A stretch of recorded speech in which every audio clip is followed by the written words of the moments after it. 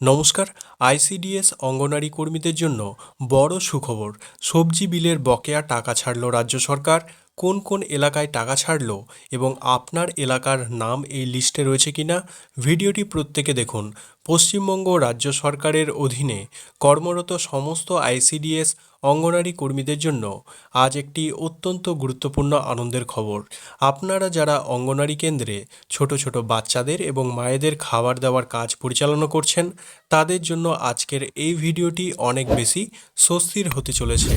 আপনারা অনেকেই দীর্ঘদিন থেকে অপেক্ষা করছিলেন যে অঙ্গনারী কেন্দ্রে চাল ডালের পাশাপাশি প্রতিদিনের সবজি বা ডিমের যে বিলের টাকা তৈরি হয় সেই অ্যালটমেন্ট সরকার থেকে কবে পাঠানো হবে।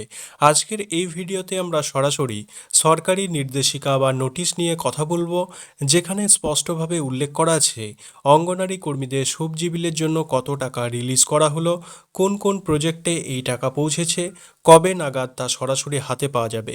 আইসিডিএস কর্মীদের জন্য প্রতিটি তথ্য গুরুত্বপূর্ণ, তাই পুরো ভিডিওটি প্রত্যেকে শেষ পর্যন্ত দেখতে থাকুন। আর আমাদের চ্যানেলে নতুন হলে অঙ্গনওয়াড়ি সংক্রান্ত প্রতিটি খবরের গুরুত্বপূর্ণ এবং সঠিক আপডেট পেতে চ্যানেলটি এক্ষুনি সাবস্ক্রাইব করে পাশে থাকা বেল আইকনটি প্রেস করে রাখুন। চলুন সরাসরি অফিসিয়াল নোটিশে কি আছে সেই বিষয়ে দেখে নেওয়া যাক।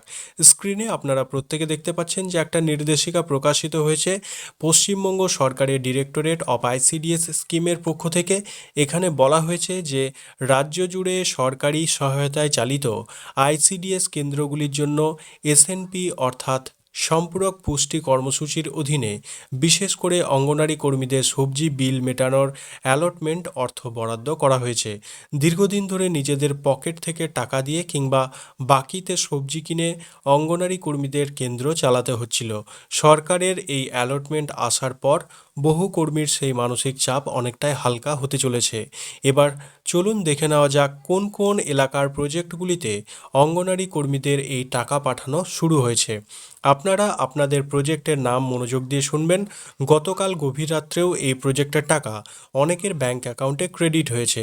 চলুন কোন কোন এলাকায় এই টাকা পাঠানো হয়েছে প্রত্যেকে আপনার নিজের এলাকার নাম মিলিয়ে নিন।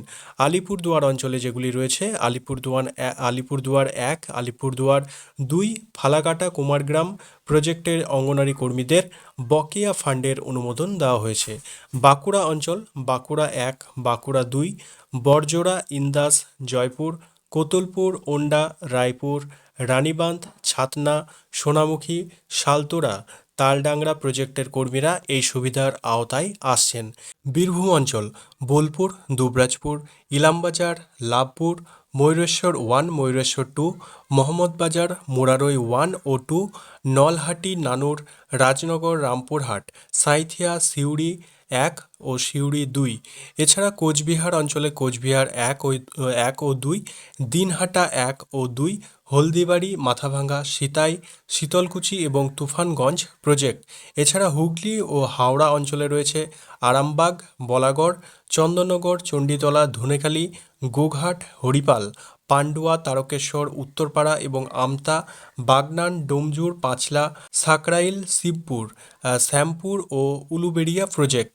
অন্যান্য সমস্ত জেলা এছাড়া মালদা, মুর্শিদাবাদ, নদিয়া, উত্তর 24 পরগনা, দক্ষিণ 24 পরগনা, পূর্ব ও পশ্চিম মেদিনীপুর, পুরুলিয়া, ঝাড়গ্রাম এবং উত্তরবঙ্গের অন্যান্য জেলার অঙ্গনারী কর্মীদের জন্য একই সঙ্গে এই অ্যালটমেন্ট রিলিজ করা হয়েছে। আপনার অঙ্গনারী প্রজেক্টের নাম জানতে বা আপনার প্রজেক্টের টাকা এসেছে কিনা নিশ্চিত হতে নিচে আপনার প্রজেক্ট ও জেলার নাম কমেন্ট করে লিখুন। সবজি বিলের টাকা অনুমোদন হলেও তা অঙ্গনারী কর্মীদের প্রজেক্ট অ্যাকাউন্ট বা নির্দিষ্ট অ্যাকাউন্টে পৌঁছাতে ঠিক কতদিন লাগবে তা জেনে নেওয়া দরকার।